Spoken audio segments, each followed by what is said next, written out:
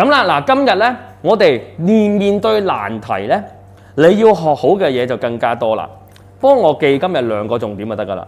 今日第一，袁 Sir 會教你一啲字詞，因為咧好多時你啲字詞唔知點解嘅話咧，你係做唔到嘅。OK？第二，當然啦，我會教你一啲技巧，有啲咩技巧可以降低個難度，等大家做嘅時候唔使好似佢咁嘅樣咧。咁我哋就一齊試試啦喎，得唔得？係啊，睇嘅時候做嘅時候差唔多啦，齊齊都唔識嘅，唔知咩嚟嘅咁噶嘛，係咪？咁一齊睇下啦。好啦，嗱，首先啦，排句成段嘅部分，排句成段咧，我想你幫我記幾個技巧。第一，我哋咧可以用嘅就係靠句式去到幫我哋。第二樣嘢，我哋可以靠嘅係我哋估下佢嘅描寫順序。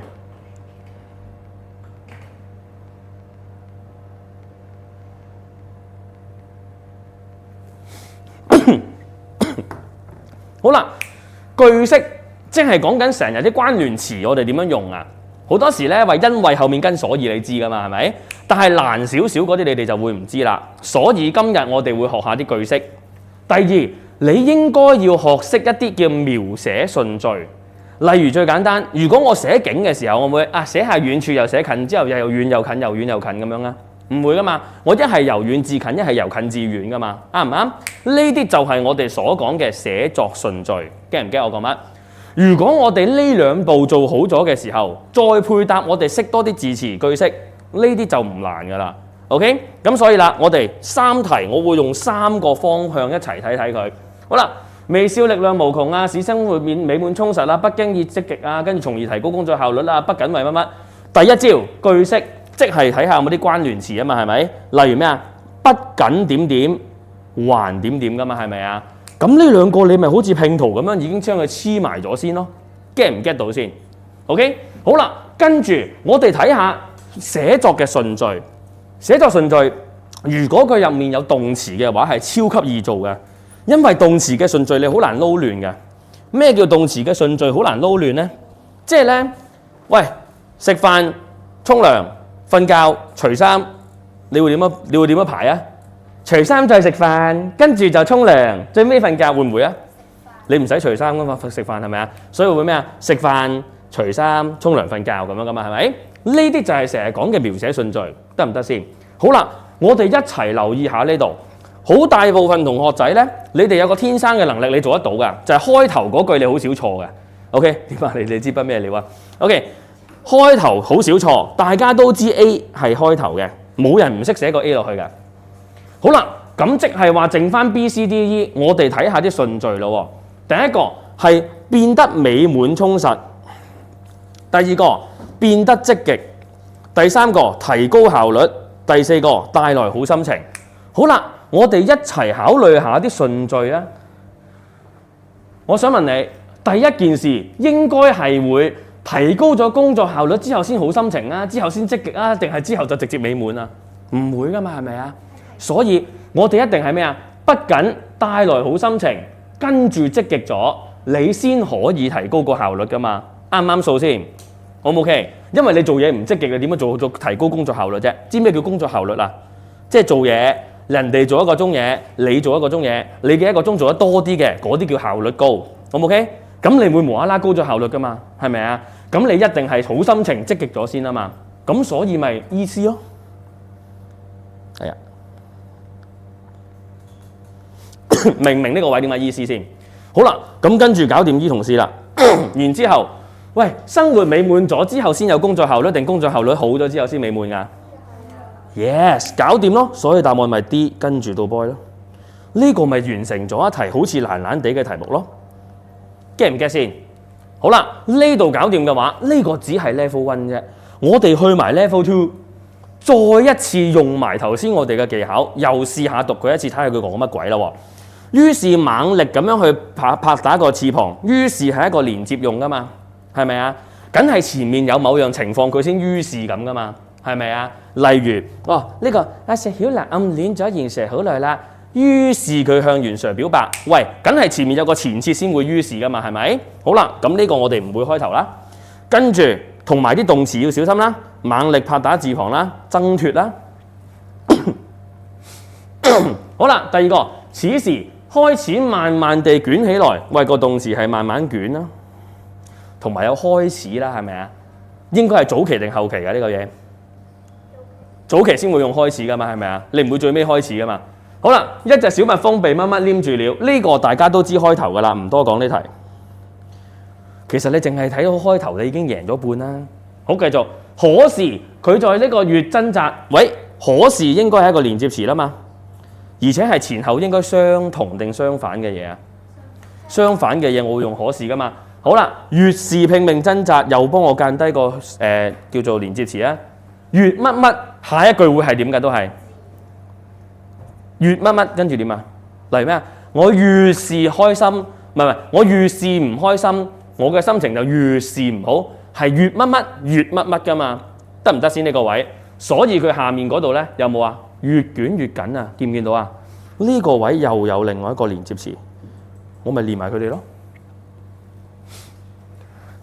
跟住當然啦，唔好漏咗啲動詞啦，拼命掙扎啊，消化咗啊，後來啊，好啦，基本上又係啦。我哋攞晒啲句式同埋攞晒啲連接詞出嚟之後，第一呢兩個基本上連硬㗎啦，因為越掙扎就越緊啊嘛，係咪？咁好啦，第二樣嘢，咁我哋一開波俾咗個 C 啦，查走咗啦。好啦，咁然之後剩翻咩啊？用力拍打啦，慢慢捲起身啦，跟住越掙扎越緊啦，消化咗啦。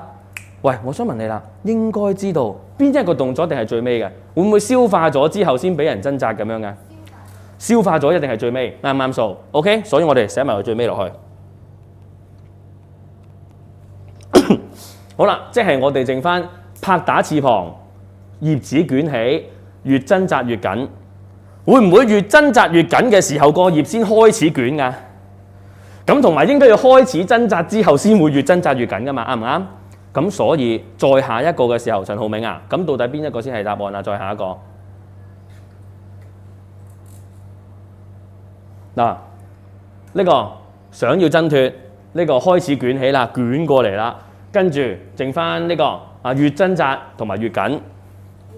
A 先叻仔啊！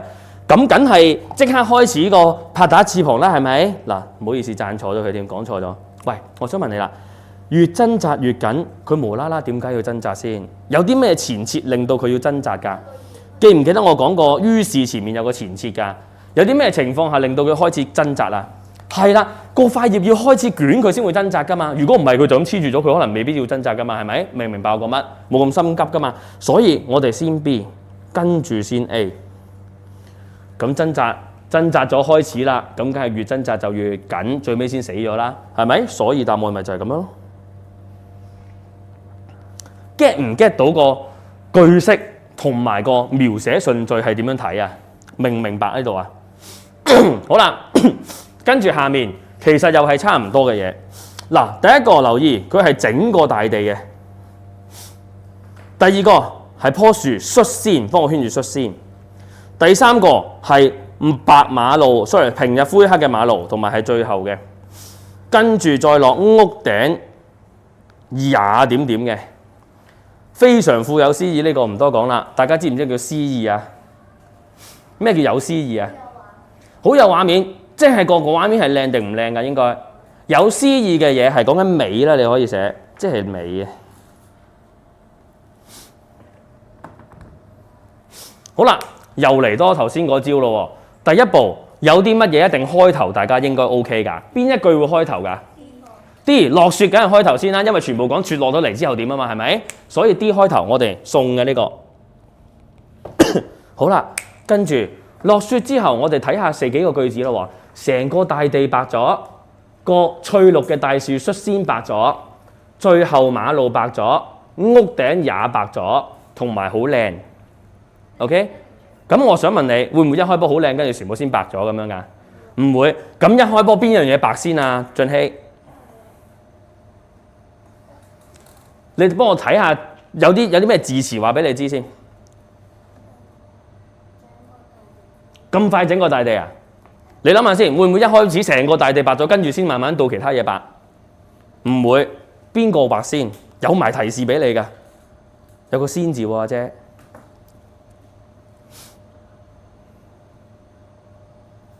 好，後面幫佢。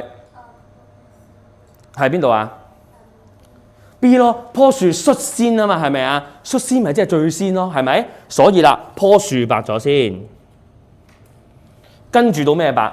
嗱，而家白咗，仲有 A、C 同埋 E 都係要白咗噶嘛？跟住到咩白 ？E 冇錯，率先乜乜，跟住佢也趕緊點點，即係跟住咁解啊嘛，係咪？所以冇錯，到佢白。好啦，跟住呢兩個邊個白先咧？浩庭。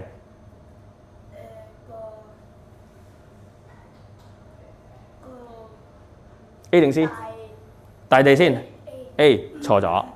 點解咧？因為你哋覺得應射最後啊嘛，最後梗係最後白㗎啦。我想問你，如果整個大地已經白咗嘅時候，即係馬路已經白咗未啊？白咗㗎啦嘛，明唔明白啊？所以唔好俾個最後呃咗自己，驚唔驚？所以再問多你一次 ，A 定 C 先啊？應該 C 跟住先到叻仔啦，非常之好。